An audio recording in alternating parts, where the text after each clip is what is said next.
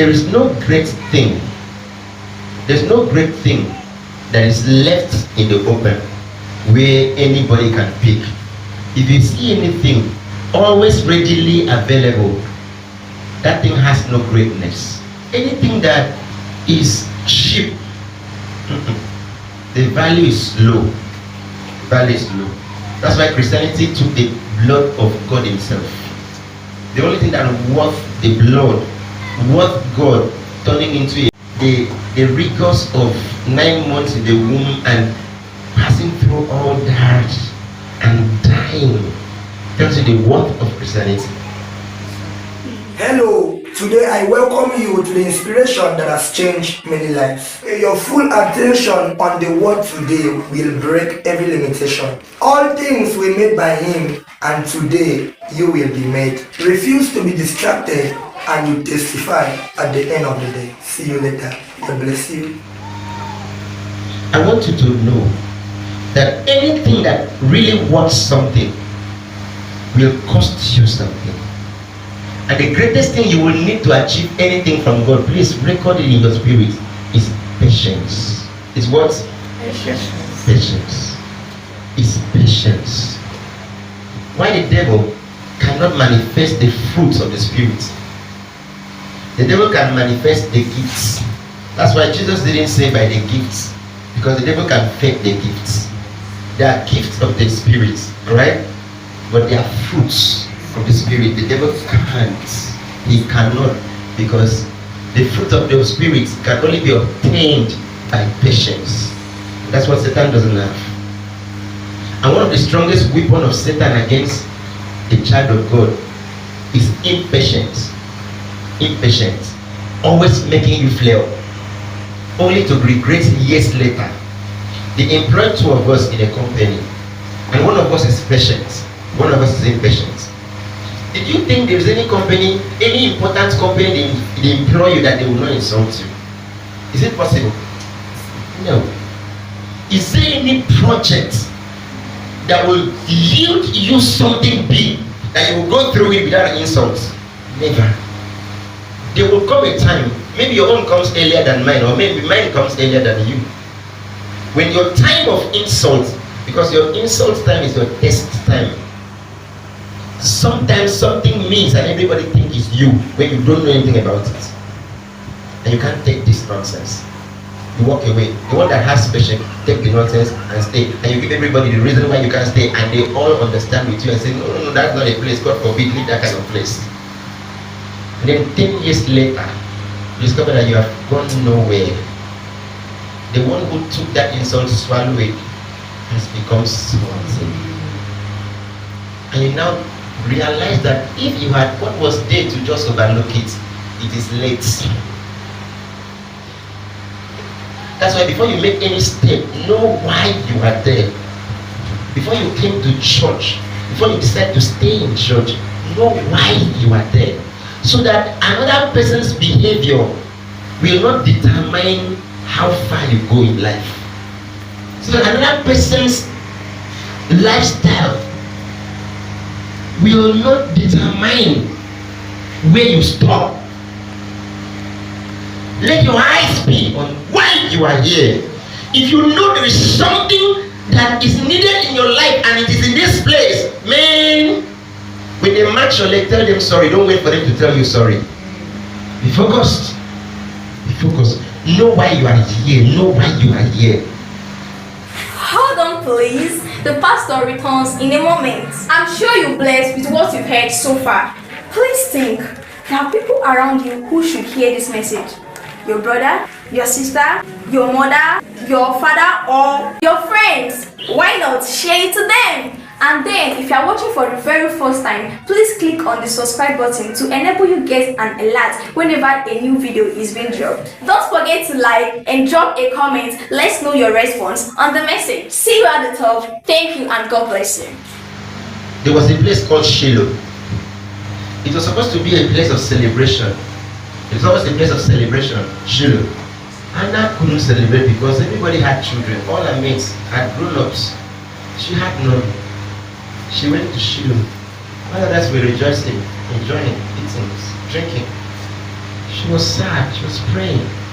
And because it was always a place of celebration, early morning, the priest came out from the office, the church, and saw Hannah doing like this. Because Shiloh was that kind of place where you eat and drink. Some people drink to stupor. The temptation that didn't come from church members to Hannah came from the priest himself. The priest told her, "You never even reached 9 o'clock, you're already drunk." What an insult from the priest. But that was her insult time. Your insult time is your test time. Thank God Hannah passed the test. I thought Hannah would do. My God knows my heart. My God knows my heart. You are the one that is drunk. If anybody should know this thing, you call yourself a priest and you cannot even tell when somebody is in problem. You call yourself a priest. I don't even know whether you hear from God. Say, my God, and left. She would have been barren forever. Yes, sir. She was patient.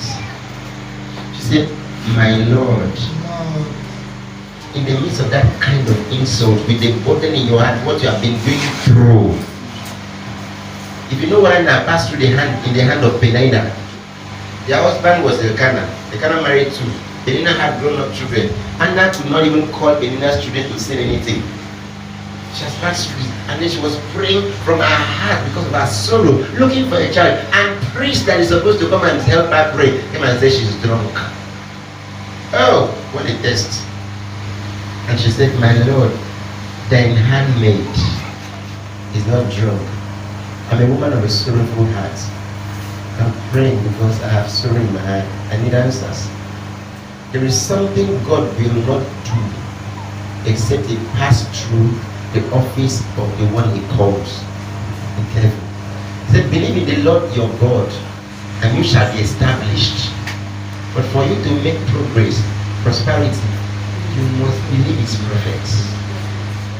And the same carnal prophet who didn't know, who wasn't in the spirit to know what Hannah passed through, and talked, the same prophet that talked carelessly, the same prophet that you presumed that this prophet was carnal, was not in the spirit at all, did not know anything.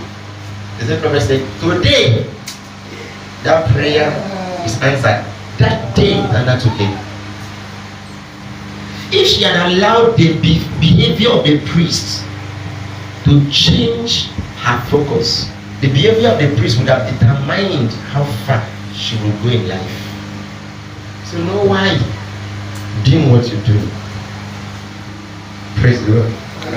A lady reported to the pastor how the people in church are behaving very stupidly, very carnally. The people in church are behaving. Look at the way this one. Look at the way this one is behaving. Look at the way this one is behaving. Look at the way this one is behaving. The pastor said, "Go and bring a cup of water." She brought it. Said, "Fill it with water." She filled it. He said, "Carry that water, walk round the church, and bring it back here." And she carried the water. You know, water that is full. She was walking around it. It's it. I don't know why pastor is telling me to do this. I don't know what kind of assignment is this. She just walked around. She thought it was assignment. But she walked around the church. And now the pastor looked at it. Very poor. Pastor now asked her, how many people came into this church and how many people went out? She said, I don't know. He said, who was making noise when you were going around? He said, I didn't know, I was focusing on the water. He said, you were saying all those things because you didn't have focus. You were saying all those behaviors because you had never had a focus. If you focus on what brought you, you won't even notice what people are doing. You won't notice. Something that brought you. So know what brought you. Why? Is because regret is always very bitter. And it comes when others have gone too far. Sometimes there's no time again to recover. No time to recover. And it's just too late. All those dreams you had, just because of one impatience, you broke out from where you were supposed to stay. And that one breaking out destroy the whole dream, shatter the whole future, and you become a storyteller. I would have, I could have, I would, could, I could have, I would have, I would have, I could have, I could have, would have. Is it kudu that you tell your children? Children want to see a star mom. They want to see an achieving father. They want to see your records. Not I could have, I would have. It was because of. So focus on why you are in His presence. God bless you. Just pray in the Holy Ghost. God bless you. On Friday.